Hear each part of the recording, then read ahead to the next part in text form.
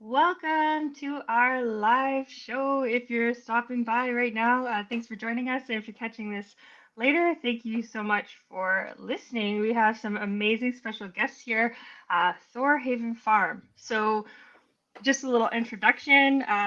These guys, they live on a 13-acre homestead north of Quebec City. They produce their own meat and vegetables, and they have food forests, which I need to know way more about those. They have a small herd of Highland cows, as well as chickens, pigs.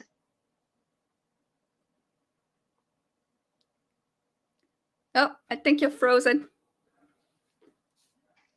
Or Am is I it? back? You're back. Yes. Yay!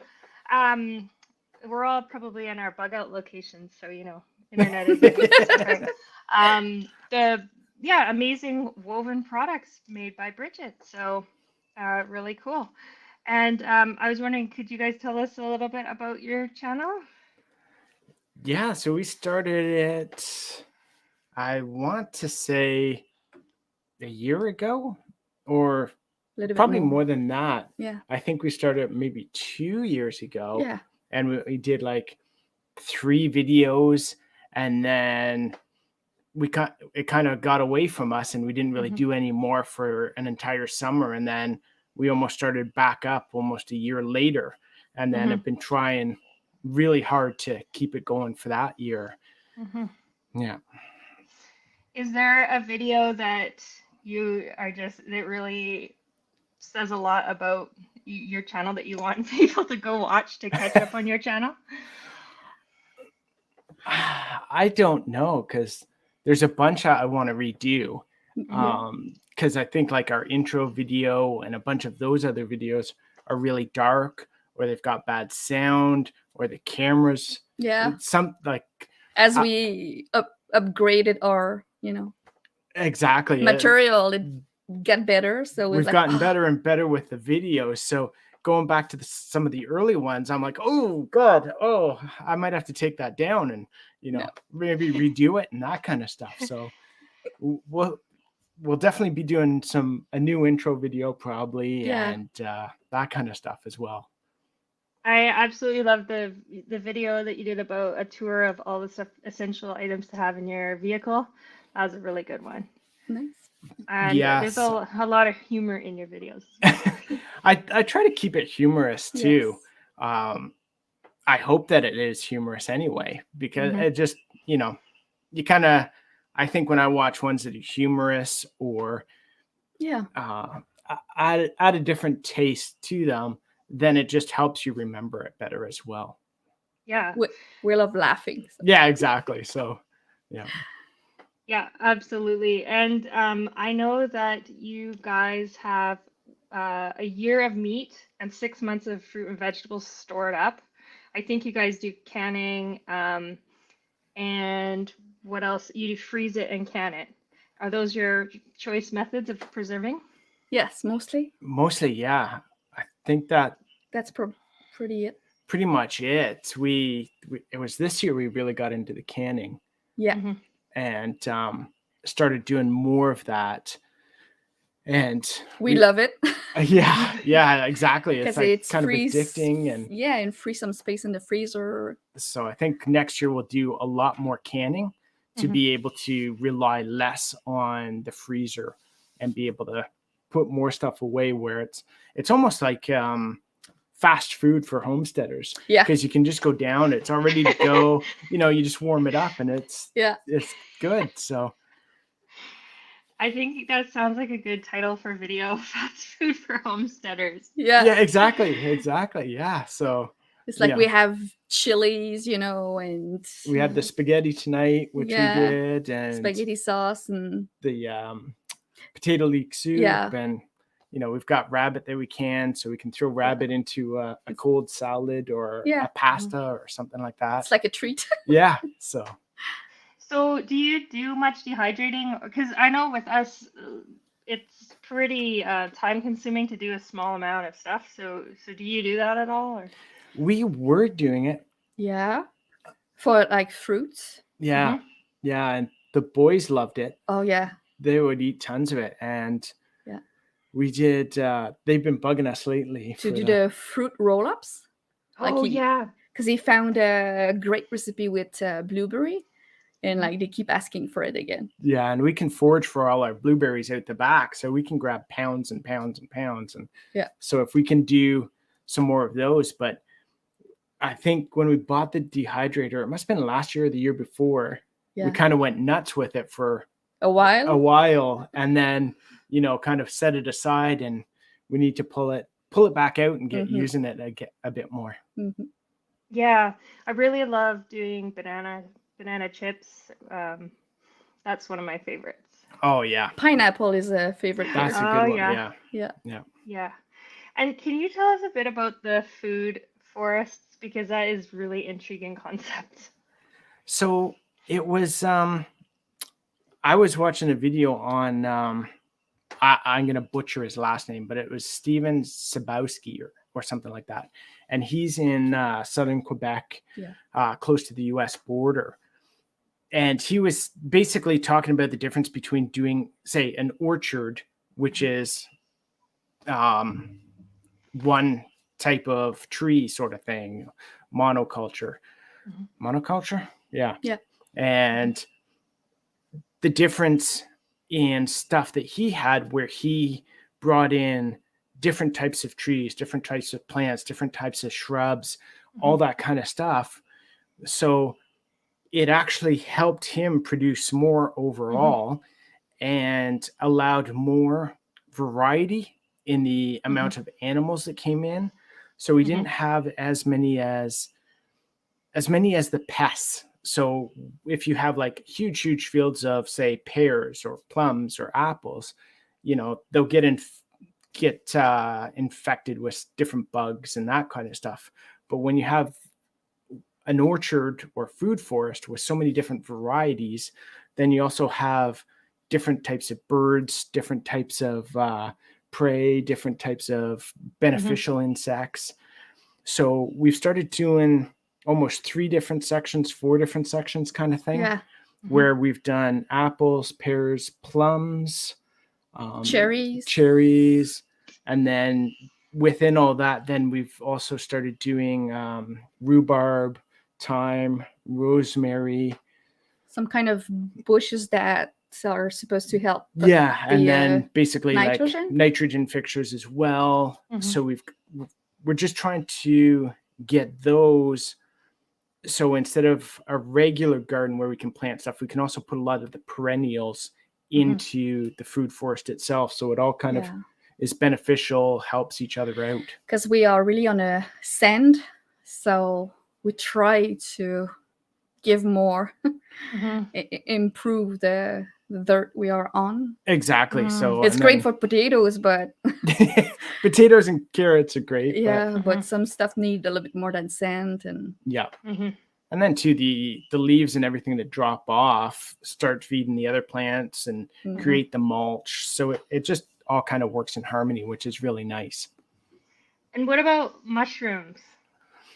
So we don't eat mushrooms, but there are, because what we did too last year is we put a bunch of hay and straw as mulch in different areas. We did get tons of mushrooms coming up. And we also have tons of mushrooms in the back forest because we're a boreal forest, but on birch doing mostly. That, we could grow mushrooms, no problem. But it's just not. I mean, you don't need to grow everything, especially if you don't eat it. I mean, exactly. Right? That's just it. That's hilarious because we both don't like mushroom. And it was one of those too where I think last year I got carried away with a bunch of stuff. So I started planting too much variety, whereas we found what we need to focus on more is what we eat, the mainstays. Exactly. Yes. So the extra space that we used for some stuff should have been used for more potatoes or more carrots or that kind of thing. So yeah, that totally makes sense. And I just wanted to mention hello to Jeannie Nanya over in Ontario. And Jeannie does have a channel that she started up recently where she's showing some of her indoor gardening. So if you want to check that out, James Harder from Lillooet is here. He has a so much experience in so many different areas. So I'm happy to see he's dropping some comments in here that we can learn from. He's mentioning a bulk bag of banana chips today mixed with coconut and a grain. It makes a complete protein. That's nice. And Sugar in the Attic Homestead's here, another awesome channel. Pat is here. Thanks for stopping by. King Poobah, what's up, Nice. Thor Hello. Haven Farm? Good to see you. And Mosaic Master 1 is here Hello. over in Puerto Rico. Thanks for stopping Oh, by. cool. This is another person who knows so much. So yeah, definitely check out Mosaic Master, or yeah, Mosaic Master 1 has a channel. And Nice. there's some totally off-grid everything. Lots of knowledge there. And Wide Family Farm is Hello. Hey. Hope you're doing awesome tonight, guys. Mhm. Thanks for stopping in. So, is there anything you guys stock up on that you don't produce yourself? Because you produce basically your own greens, your own meat. Coffee, is it- peanut butter. Yeah, yeah. Milk. Mhm. We're gonna get goats soon. Yeah, we'll get the so- goats in Yes. spring, so we'll look after all our deer Yeah. needs there. But really, it's like the salt, the flour, sugar, Mhm. peanut butter, coffee, oils, that kind of stuff. That Cheerios. Cheerio. The boys. Yeah. Yeah, Yeah. yeah, exactly. Yeah. So, and then we also buy every so often we'll get lots of canned stuff. So, just to have on hand, like fruits and vegetables and canned tomato soup and that kind of stuff, where we don't always have to worry about making it ourselves. We've got some extras that we can, just set aside and rotate as needed. Yeah. So aside from the background behind you, do you guys consider yourself preppers, homesteaders, home preppers? What's the difference? Yeah, You know? yeah, a bit of I know, everything. I know. Yeah. It's one of those loaded questions. I thought I'd sort of just That's a joke good and one, ask though. it. I think A little bit of everything. we're definitely not into the bushcraft Yeah. or too much of the survival stuff. Yeah. I'm having flashbacks to Titan Preparedness Channel's video. Yeah. Yeah, that's awesome. But yeah, we do stock up. So there's that preparedness mindset, I think, that goes along with it. For having the homestead is just, that's kind of our extra preparedness. So not only can we put food away, but we still have half our food or more than half our food walking around outside. Oh yeah. So that it's just kind of contained that way rather than in the basement or the freezer. Absolutely. So in your channel intro video, you talked about being worried about your bees. That was, I think, over a year ago. And so how did that go and how are they now? The bees we lost. So the first year went well. I think. Yeah, the first year we did good. Yeah, but we only have one hive We to only start. had the one. Yeah. Then the second year we got a second hives. Is it that year that we lost? We both? lost them. Yeah, right at the end. Yeah. And last year we got. So we had to we bought 2. And then we've got 3 now because they separated. Yeah, so I had a lot of swarming problem this summer. So we'll see if they make it through this year. That's a good video if you want to Yeah. have fun. Yeah. But so I managed to start a third one, but it wasn't really big. It was at the end of the summer, so I'm not sure if they survived. So it's really right now it's just covered in snow. Yeah.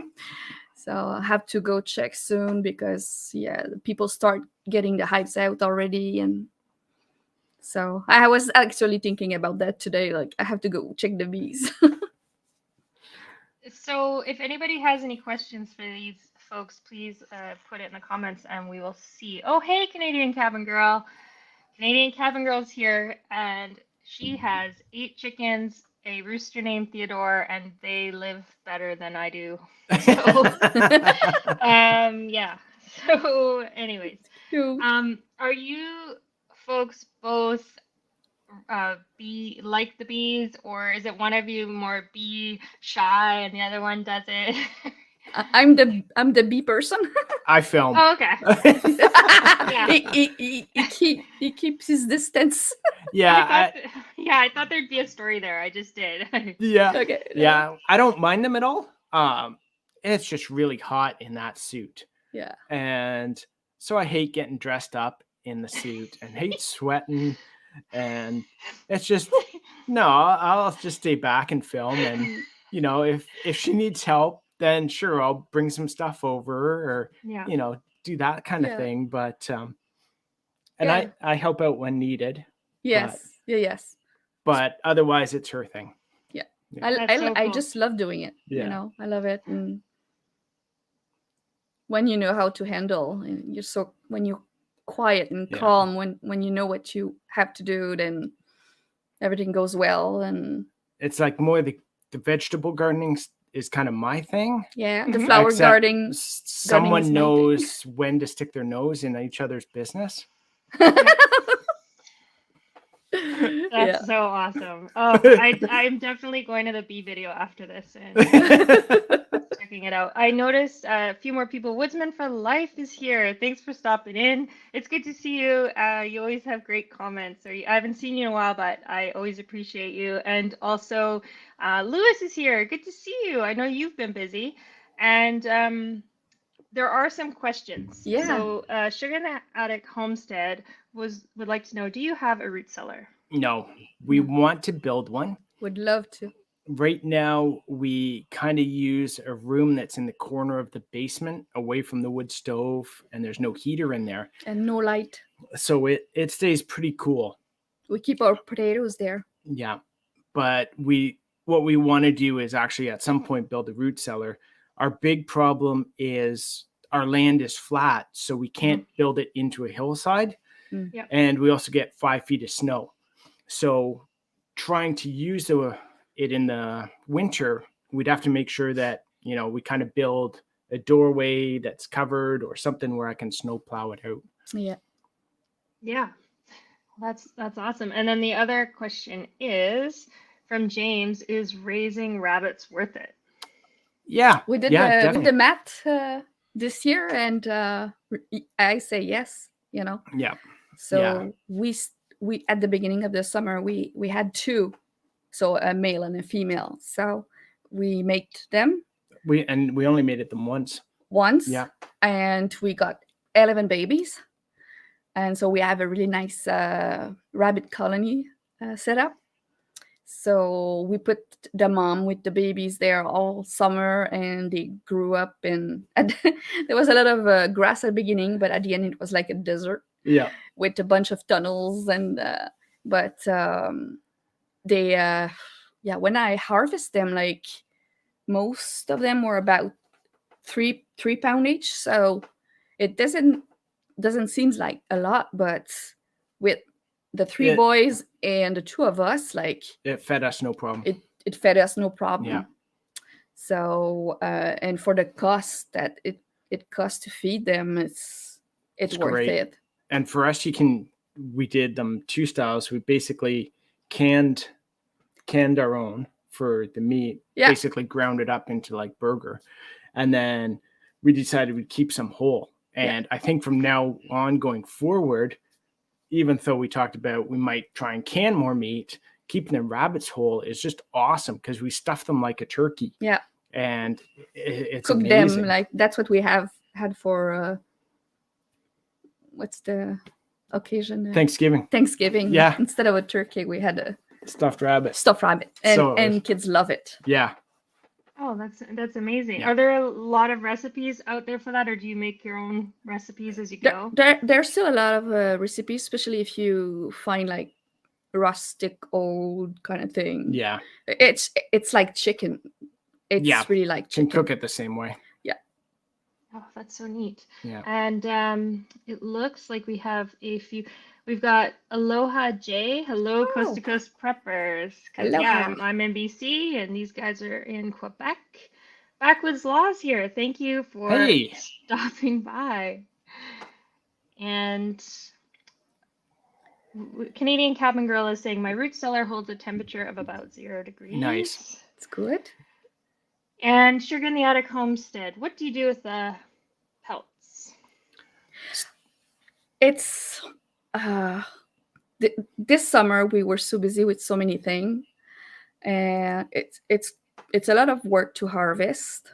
And for being a person who worked with fur a lot, I know that rabbit pelt are extremely fragile, and it's a lot of work to work on a pelt to keep it for really what it gives you.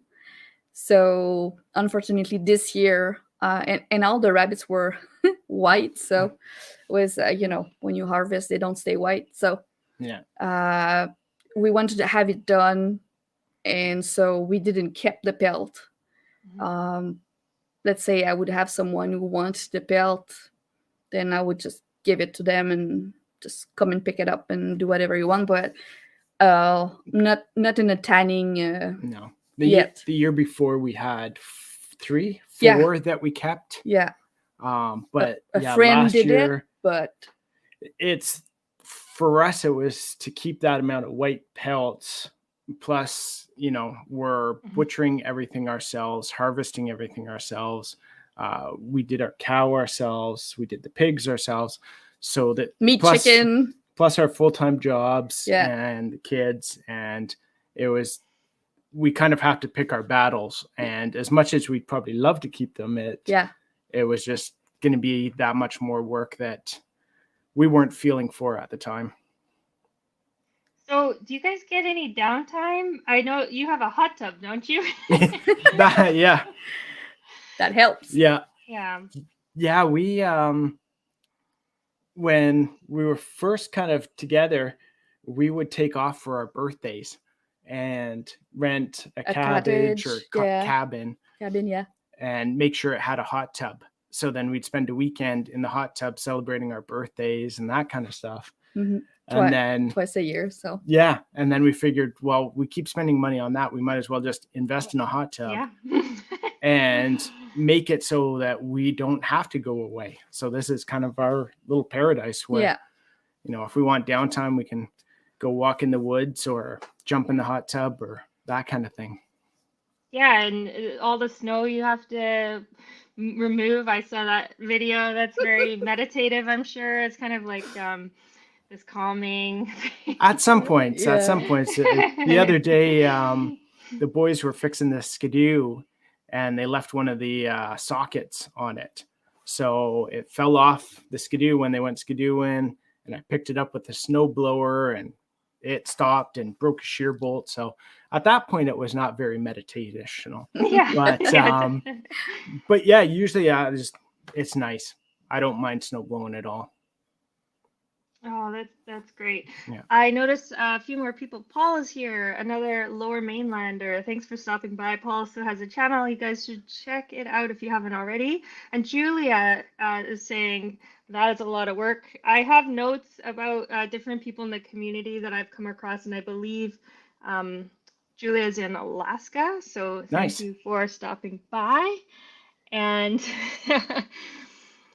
Mosaic Master says, I've got a jacuzzi that I hardly ever use. Yeah. And then there was a question from Aloha J here. Is it too late to prep now? Never. Never too late. No. Yeah. Yeah. Yeah, exactly. What one of the things, I was going to do a video on it too, but it's like, people keep talking about getting into homesteading or prepping, or, they wish they were doing it or wish they had started. It's never too late. It's like planting a tree. It's never too late to do it. Mm-hmm. Yes, prices increase, and yes, some things are harder to find, but again, it's going to be harder to find or more expensive in another 5, 10, 15 years. So yeah, it's always, I'd say, not really getting worse, but prices are always increasing and things are always harder to find. So you're not going to lose any money getting into it now. So. Yeah, absolutely. Yeah. Hey, River Runner, good to see you. Thank you for stopping in. I think you're over in Chilliwack. I hope it's going well over there. And Canadian Cabin Girl is saying goodbye. I have some work to do, track survey. So Canadian Cabin Girl is a professional biologist in Nice. Ontario, so has Nice. lots of work to do. Yes, I always Take care. I sneak my questions into her comments. She'll comment on a video and I'll sneak a question in there for her. It's awesome. I wanted to ask you guys, obviously some of the animals that you look after yield more for the amount of work and money and effort that you put in. For example, your Highland cows. I know you have a video talking about, is it worth it? Of all the animals you have, is there one that you think is kind of a lot of bang for the buck of everything you put into it, or are they all kind of the same? I think it's almost the same. Yeah. Yeah. I think it all worth it. I wouldn't say one is Mhm. easier than another per se. It's Chicken are easy. chickens are easy, but we have to do so many of them. It's just I mean, eggs chicken. Oh, the eggs chicken. Yeah. Yeah. They're easy. Yeah. Yeah. Yeah. But yeah, if you're butchering animals yourself or like doing the whole process from the cows, the pigs, the chickens, like we did 47 meat chickens, 40 regular, and then I think seven of our Chanticleer, mixed. And that was a ton of work for the yield that we got. Whereas, I think when we compare that to the amount of work our Highland cow was, I think it all equals out really. Yeah, that makes sense. That's good, because obviously if one was really excellent and all the others weren't, I mean, it's good to have it all spread out. And yes, the one thing with the Highland cow is like it's also brings a lot of joy because I can go brush them and pet them. Not like the chicken that runs away from me. Yeah, yeah. The meat chicken's definitely not. No, and even the eggs chicken, like, no. And the pigs, no, not the ones we get. No, they just want to bite us all the time. So I'm sure if we had like a heritage pig and that, which, maybe in the future, once we get a barn or a facility where like, I'm sure the goat will be like, they want to be pet. They're more friendly, and that, kids would like that too. And in that way, they are more inclined to help us with the task too. So. Yeah. Yeah, I was thinking that the kids must have such a awareness of the food cycle and where their food comes from, and I mean that's invaluable. They do. It's sometimes they're like, what are we eating tonight, Mom? Is it T-bone? yeah. Did we name this one? Or it's like they know exactly where their food comes from, which is really nice. Yeah. So yeah. So it looks like a few more friends have stopped in. I think Lewis wanted to communicate this message that you can always put a septic tank right beside your house and put a doorway through it from your basement into there. That's an option as well. Okay. Yep. Yeah, so thanks for sharing that, Lewis. Yeah. You always have good ideas. And Bob is here. Bob also says, hi, Bob. I hope you're doing awesome. And James is always participating in the comments. It's so nice to see James. Yeah, and so of course I have to ask on that same line of things, how about in the vegetable department? Because I mean, the vegetables where one seed produces one thing, and then the other ones where one seed produces a whole bush of stuff. What is there one you find just abundant yield in your area with less work? Beans, green beans. Yeah. Green beans. Oh man, we did. He can so much. we're gonna be Yeah. good for like 6 years or We something. have a bunch It was frozen, crazy. a bunch canned. Like it was abundance. Like Yeah, we froze a bunch. oh yeah, We canned some and we eat it normally. a bunch We too. ate a whole ton raw through the summer. I did some curry beans, which I'm gonna add to like some potato salads in Yeah. the summer. I did some garlic pickled beans. Yeah.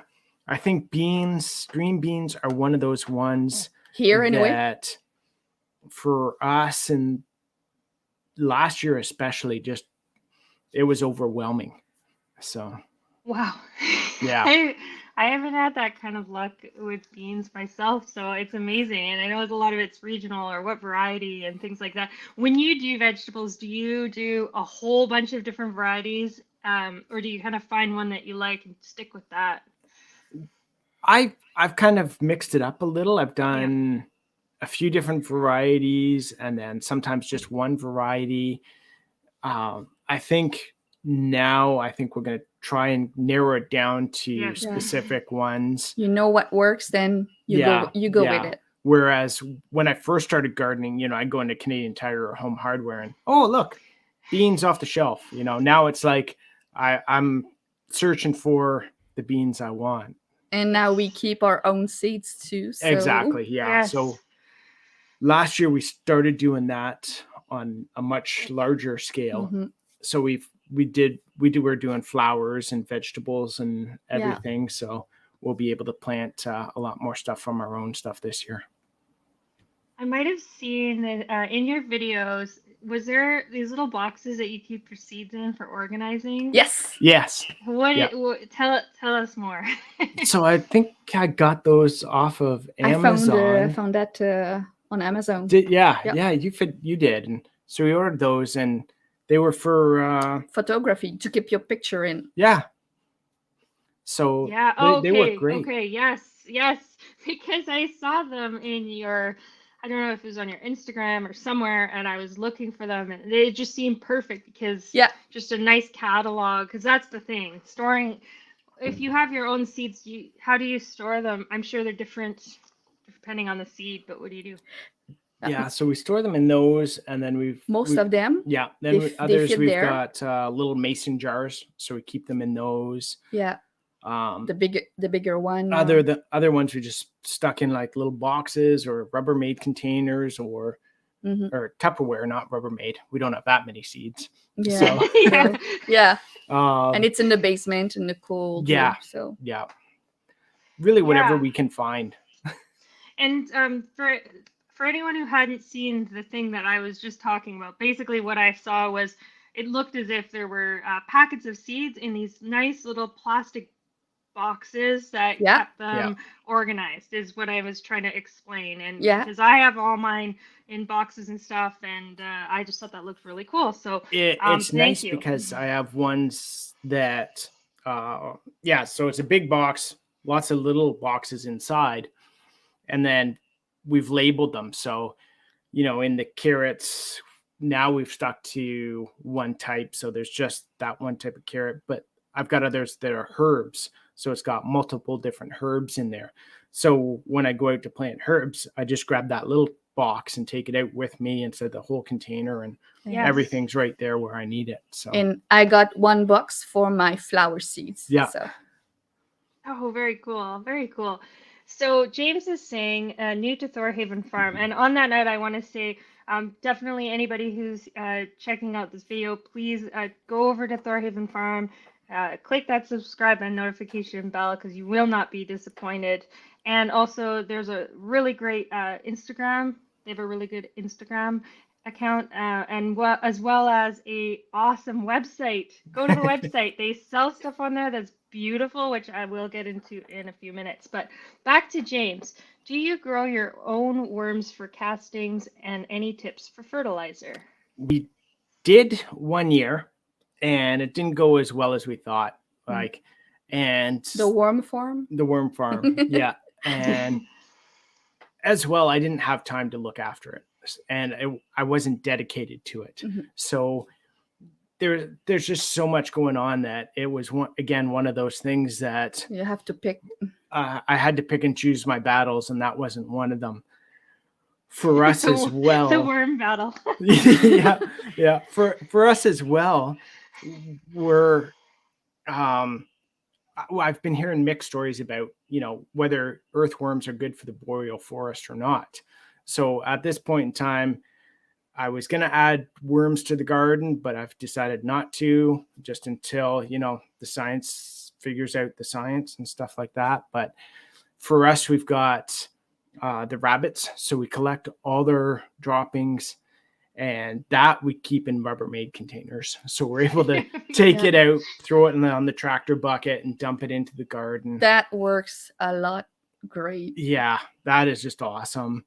We've got the cow manure, pig manure, also all that goes into our compost with all our food and that kind of food waste and that kind of stuff. So, and all the wood shaving with chicken. Oh, the chicken stuff as well. Yeah, it goes in there as well. So, but I got to work on my composter because I've got it almost half in the shade, so it doesn't heat up as much as I need it to. So I've got to find a new spot for that, or find a new way to do it where I can make it happen faster. That's awesome. The one thing I do know about rabbits is as the cicatrophs. I know what those are, which is in their droppings, those special droppings that they do. I know it's like good for what you're doing it for. I knew about that little part. It's kind of cool. You just don't confuse them with blueberries. Yeah. I was laughing about you guys collecting it all, but if you're spreading it out, then that makes sense, right? So. Yeah. So we dump it into the tractor bucket, and then go over to the garden and then dump it and spread it from there. Amazing. And it looks like River Runner loves growing and canning green beans as well. So you've got a friend in River Runner. Sugar in the Attic Homestead. Do you have berry vines? If so, what type? So because of our location, we have wild blueberries, blackberries, strawberries, raspberries. Yeah, all of those wild. So we've recently started to plant our own. Yeah. So we were doing like the different variety of blueberry bushes and blackberry, the thornless ones. But we don't have any, they're not big enough yet to be dedicated. It's like, it's ones where we can go by and pick off and have a snack. Not really. Whereas when we go out to the forest, we can really harvest a whole ton. Yeah. That's really cool. And Mosaic Master, if you have goats, I don't think you have them yet, do you? No, not yet. When you do, how are you going to keep them from eating everything? Basically an 18-foot concrete wall surrounding where we want to put them. They'll be in a fence area. Yeah. A big fence area. I want to use basically put in some posts and put in almost like the mesh chicken wire on the inside and take it up maybe 6 feet or something like that. We'll see. So, however, I'm pretty sure some people would not be worried about the goats escaping at all. So, come on, come see mommy. I'm gonna go for a walk. Yeah, I'm sure Odin will be happy to play with them. Exactly. Yeah.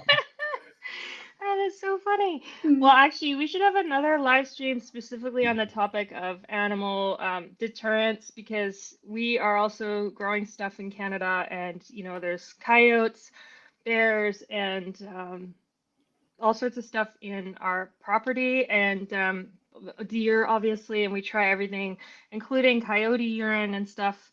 I mean, what do you guys do? Nothing. Generally. Yeah. No. Nothing actually. We have deer in the forest. Yeah. We enjoy the deer hunting season. Yeah. But they never come close to the garden. No, because we have so much space out there. Yeah. And so few deer and also we have tons of sled dogs on Okay. around in the area. So yeah. most Okay. animals don't want to venture up this far onto Yeah. any of the properties along And I here. remember when we were picking up like bushes and stuff, sometimes we'll pick deer resistant stuff Yeah. just to make sure. But Yeah, so a lot of the flowers and stuff that we've they purchased don't like, are so basically deer resistant. But for that kind of thing, you're looking at like an 8-foot fence, Yeah. electrified. The other option that I've seen as well is 2 fences. They don't have to be high. They only have to be 4 feet, but you want them, I think it's like 5 feet or 6 feet apart from each other. Mhm. And as long as they run parallel, the deer get confused apparently and don't want to jump in and then jump out. Oh. It screws them up mentally. They can't do the Hey. math. No, deer mat. Yeah. I'm all about psychologically messing with deer, so I would Yeah. do that for sure. I mean, There you go. Yeah. There's the psychological warfare for the deer. yeah, because go ahead. The first year we had trouble with raccoon Yeah. eating our chicken chickens. right there beside the house. But no longer. No longer. And we saw on the, sometimes we put camera out just to see what's going around. And fox, We've had fox, skunk, that sort of thing. But porcupine. yeah, porcupine. That one of our island cow kisses. Yeah, that was fun. So that's another video. But Oh gosh. most of the Poor stuff girl. we keep, like the chickens are locked up pretty good now. And we haven't had, thankfully, anything touching the gardens at all. Nope. So only the chicken. Only the chickens. Yeah. So we have to keep the garden from the chicken. Yeah. Oh, that's amazing because I mean, for some reason the word got out that this is a safe space where everyone's welcome. So the deer, they come here, they breed, they mate, they do everything here. They bring their babies here. It's like, okay, go away, you guys. We'll take some. Yeah. Yeah. Just a couple comments.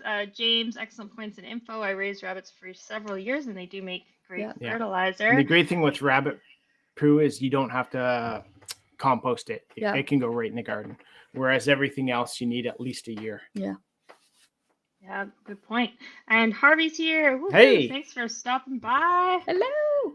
And Matthew's here. I see Matthew over on Instagram. Thanks for stopping by. Nice. Matthew is enjoying the video. And James, I think, thinks you're lucky about the deer situation. And the goats are going to be, when you get them, right there. Yeah, exactly. Try to be smarter. Yeah. I wanted to ask Bridget, can you tell people who may have not seen your amazing creations a little bit about your weaving and that other side? Because you guys literally do everything. It's so inspiring. Can you talk a bit about your weaving? Yes, so I have my weaving loom in the basement. I used to have 2, but I downsized a little bit. So that's my dungeon. I call it my dungeon because it's a non-finished basement, but still. So I have my loom, and I studied in textile at school for 3 years. So I learned, weaving, knitting machine, felting, sewing, bunch of things. And I always love weaving. So I've been also a weaving teacher for 5 years at the same college that I took lesson. I just weave a lot, mostly scarf, shawl. What else? I do my triangle scarf. I mean, dish towel too. Famous dish towels. Famous dish towel. Yeah. Ask anyone who's got one; they love it. Yeah. Because I love using colors. I'm more into colors than intricate or complicated pattern. So it takes me more time to prepare my loom because I change colors a lot. And I made this. There was 3 videos about it to show people, how long it can take to set up a loom and start weaving and everything. And yeah, so I get inspired by the color, and mostly just like your background, the Northern Lights colors and anything, the natures. Right now I have some kind of orangey going to purple. I think that I have to go back to the basement to work on it. We've been so busy that it's set up, it's ready to weave, and I haven't had time to touch it. I just can't wait to go. And when I start, I put music on sometimes not. It's like meditation for me. I can go for hours if my back doesn't hurt. Wow, I just love it. And you do your jewelry and other art as well. And yeah, I love doing jewelry too. With different, I love working with leather. I love working with fur.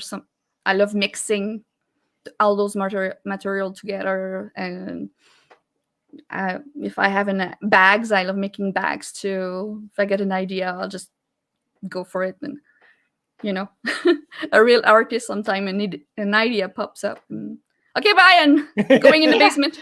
Yeah, absolutely. Well, I do know, as I think I mentioned, these items can be seen on the website. Anyone who's listening, definitely check out the website. It's very, very beautiful stuff. And also, of course, the channel with some of the videos you're talking about. And there's some stuff on Instagram too, I believe. Yeah. And I just want to say, for the weaving, at school, there's a special loom that's called the jacquard loom. And some of the piece on my website has been woven on that loom, so it allow you to weave a pictures or something more detailed. So I have, for example, a dog from a picture I took in Tuktoyaktuk when I went there, or some picture I took in Yellowknife when I was living there too. Other different kind of things. So more artistic, more like it's more something you hang on the wall. Wow. Very nice. Cool. Well, I think we are probably going to wrap up because it's late there, and we've all got to go see to all these preparedness tasks that we have. We're filling ammo cans with food and stuff like that, making our own boxes. So thank you so much for joining tonight on the live stream. Thanks to you. Thanks so much for having us and shouting us out and sharing us. Really appreciate that. Yeah, anytime. And let's do a part 2 where we talk about animal deterrence. We could talk about slingshots. You could talk about coyote urine. Any of that fun stuff. For sure. Awesome. Hey, thanks, Harvey. Yeah, I definitely recommend anyone who has a few minutes, head on over to Thor Haven's channel and pick up a video and just give it a watch. There'll be a great one coming out tomorrow. The difference between Highland cows and Highlanders. That's gonna be funny. Great. Okay. Cool. Okay. Thank you, Jay. Thanks so much, Jay. Bye. Bye. Yeah. Bye, James.